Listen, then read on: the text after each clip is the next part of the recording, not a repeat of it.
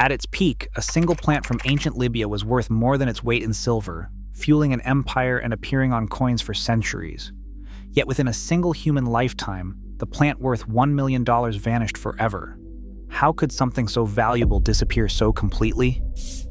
The answer is a warning we cannot afford to ignore. In the ancient city of Cyrene, wealth did not just flow from gold or silver, it grew from the ground.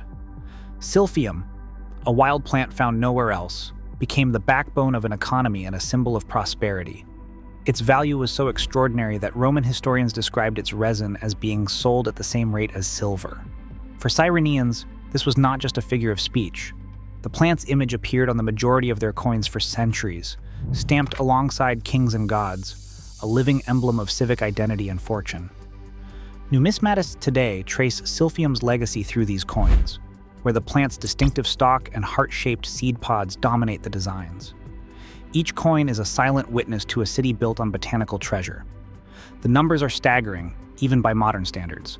A single stalk of Silphium was valued at what would now be over $1,000. Some estimates put it at $1,200 to $1,500 each. Cyrene's annual trade in Silphium resin generated quantities of silver that would amount to 2 to 3 tons every year, a flow of wealth that rivaled the richest mines of the era. This was not just a lucrative export, it was the lifeblood of the city. The plant's monopoly status meant that Cyrene controlled a resource as precious as any metal, and the world's appetite for it seemed endless. Yet beneath the shine of silver and the proud coinage, this dependence would soon reveal a dangerous vulnerability. Silphium's entire fortune rested on a strip of land barely 125 miles long, hugging the Mediterranean coast of what is now eastern Libya. This was less than 0.1% of the sea's entire shoreline, a sliver so narrow that ancient geographers marveled at its exclusivity. Cyrene's fields offered the world's only supply for more than 6 centuries, creating a monopoly that no rival could break. For outsiders, the plant's range seemed almost mythical. Attempts to grow Silphium elsewhere, across the fertile valleys of Greece, the plains of Syria, and the gardens of Rome, ended in failure, each time reminding would-be cultivators that this plant belonged only to its native soil. Within this narrow corridor, the climate and soil combined in a way that nowhere else could match. Ancient writers described the region's spring rains, the unique steppe grasses, and the dark fertile earth that followed a legendary black storm. The plant grew wild, never domesticated, and harvesters gathered it from rocky slopes and open pastures, always aware that overcollecting could threaten the next season's yield. From this fragile source, Silphium resin traveled to at least 15 major cities around the Mediterranean, reaching as far as Rome, Alexandria, and Carthage. The entire world's demand pressed against the limits of a single, irreplaceable habitat. As trade flourished and wealth poured into Cyrene, the plant's scarcity remained its greatest vulnerability, a weakness that would soon be tested by the appetite of empires. Demand for Silphium reached a fever pitch across the ancient Mediterranean. In Rome, import records suggest that as much as 800 kilograms arrived each year at the height of its popularity, a staggering figure for a plant that grew wild on a single narrow coastline. The plant's resin, prized for its sharp aromatic flavor, became a staple in kitchens and apothecaries alike.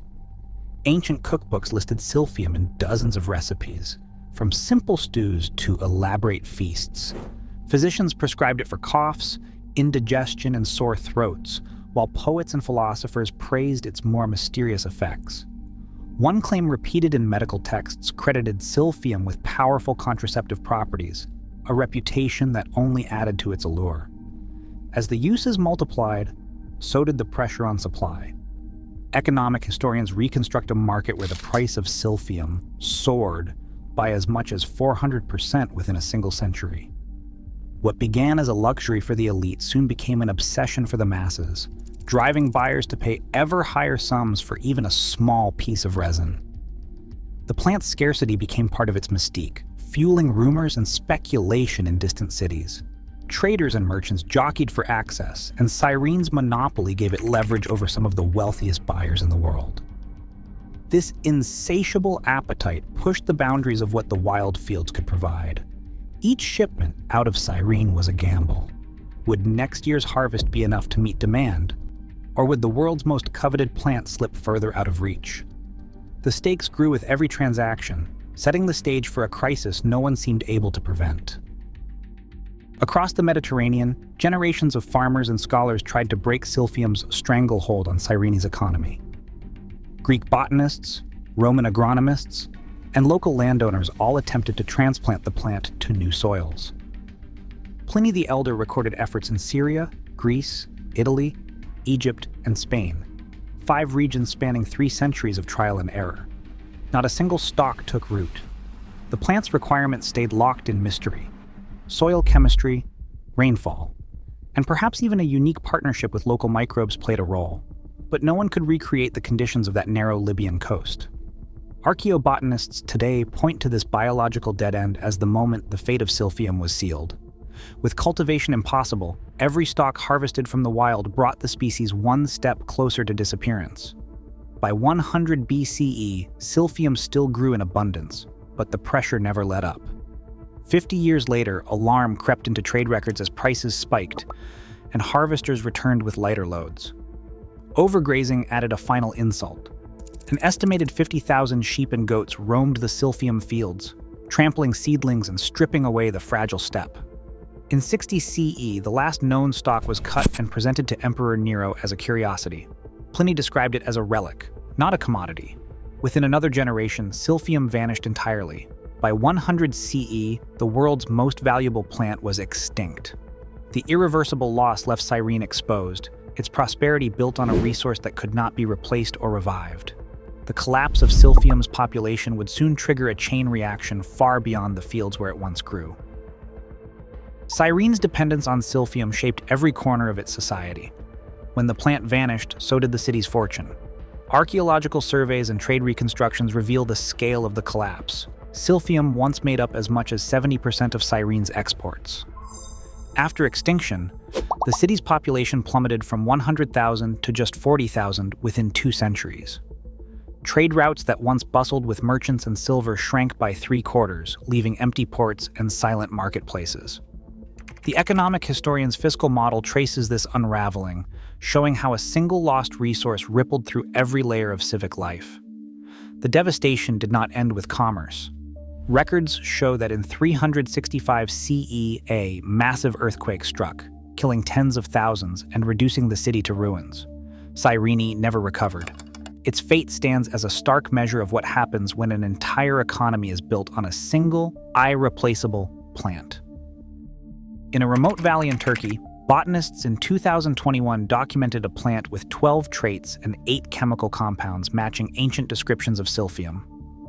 Named Ferula drudeana, it blooms after spring rains, resists cultivation, and produces a resin with striking similarities to the lost treasure of Cyrene. While the match remains unconfirmed, the discovery has reignited hope and caution. Today, 40% of the world's plant species are at risk of extinction, according to the International Union for Conservation of Nature, with the annual rate now 500 times higher than the natural rate. The global market for medicinal plants stands at $80 to $100 billion. Yet even now, species critical to medicine and food vanish before they can be studied. If Silphium had survived, its value could reach $2 to $3 billion every year. The lesson is clear. Extinction is not just an ancient tragedy, but an urgent modern crisis. Today, nearly 40% of plant species face extinction, many with untapped medicinal value. The Silphium disaster is not ancient history. It is a mirror. Our knowledge is greater, but so is the risk. What we choose to protect now decides what is left to discover and what is lost forever.